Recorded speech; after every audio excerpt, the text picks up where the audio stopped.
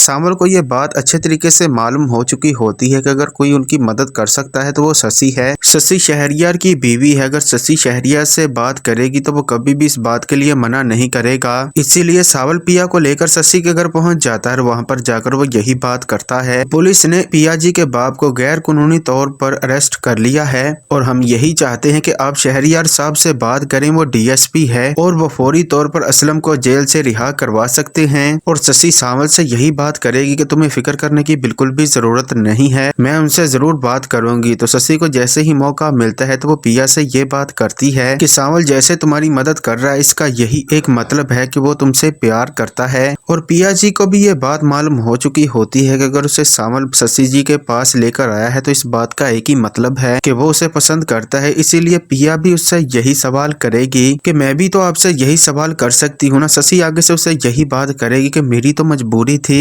लेकिन मैंने सावल को छोड़ दिया है, तुम कभी भी सावल का साथ मत छोड़ना।